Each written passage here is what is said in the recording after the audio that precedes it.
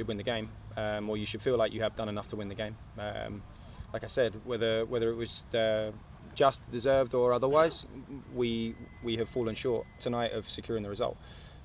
Whether it was getting a second goal or extending the lead by 2 when we have momentum with us, or whether it was the resilience and making sure we fought through the moments and spells that they had in the game, which we expected.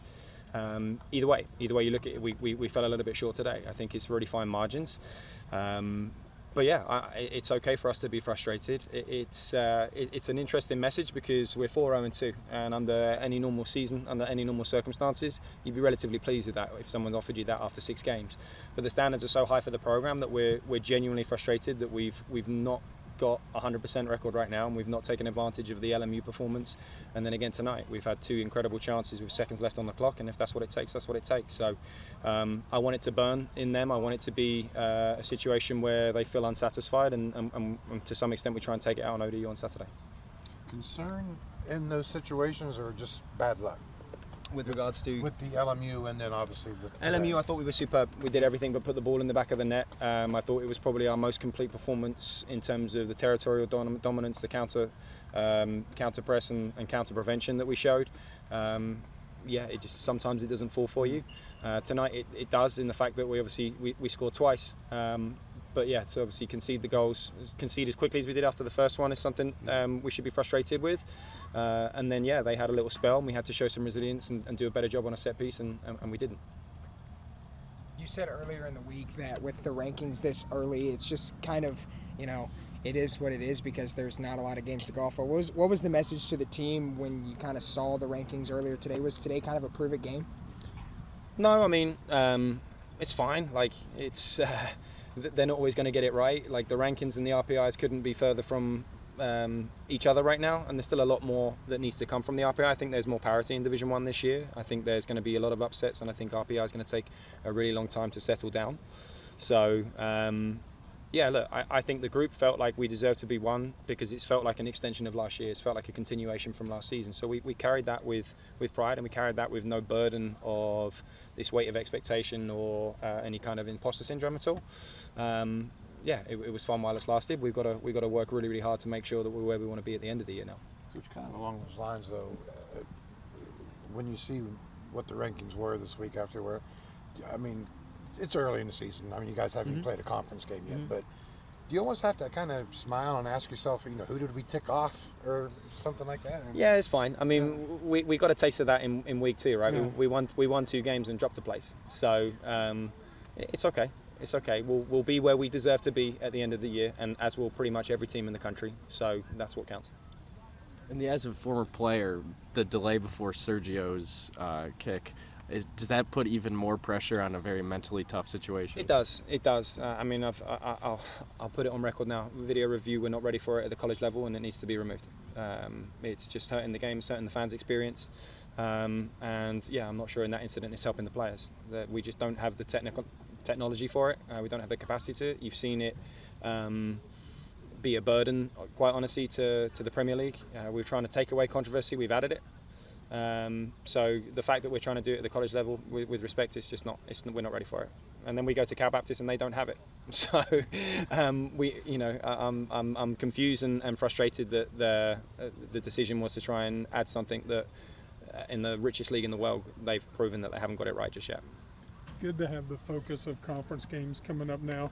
Ready. You can say, hey, now we're ready to dive into where we need to play really well. Yeah, we've had a good sample of the gauntlet of the Sun Belt, and we've talked about this year coming away with as many trophies as possible, and that's the first one we can get, right? Is the regular season trophy. We have an opportunity to start on the right foot. I think our first game last year was Georgia Southern, and we tied at home. So to get off to a winning start against ODU, who right now have had a really good start to the season and sit quite nicely in the RPI, it's a really good opportunity for us on Saturday night.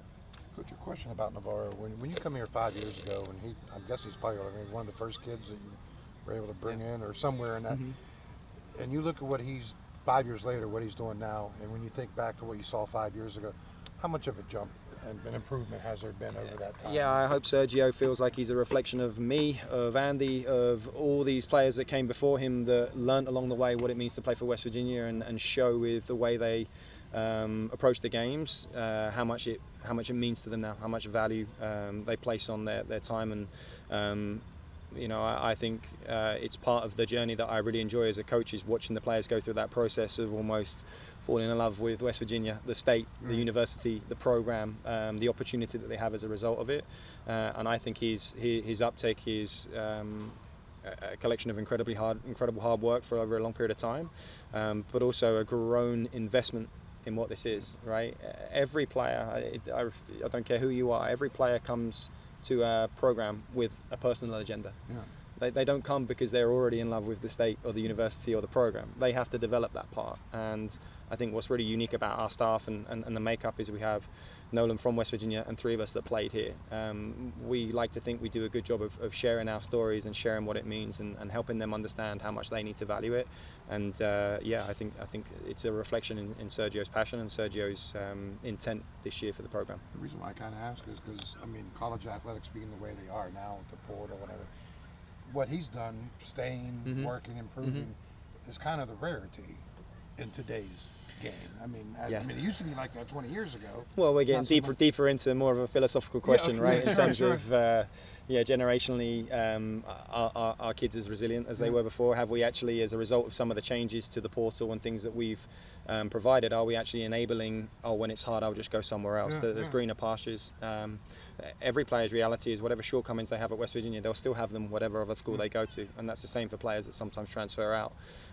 It's a tricky one because we certainly feel, with the shift in what's happened in the transfer portal and if you like the status of the program, that we're in the haves category. We're an attractive and a appealing destination for a lot of players that have maybe done well at a smaller school, and obviously look, we've benefited from the likes of Simon Carson and Ethan Deckeldax and Felix Eatwood this year. So it's a tricky one, but yeah, I still think we have a really good group of core freshmen, young domestic players that I'm looking forward to their 4-year journey and hoping that by their senior year they look like Sergio. He's an example.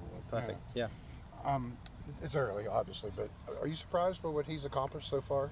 No, I think a lot of people have maybe overlooked just how good he was last year for us, and his stats and his numbers last year were exceptional as well. So he's got off to a great start. I'm sure he's hungry for more as well. But no, there's not one part of me that's surprised that he's found himself in the right place at the right time. We obviously pick a penalty taker before the start of the season, and funny enough, at the time Marcus was out. Marcus was still injured, and Sergio couldn't have been more stern and looked me straight in the eye and said, yes, I definitely want to take penalties. So good for him. He's got another one today. Okay, thanks guys.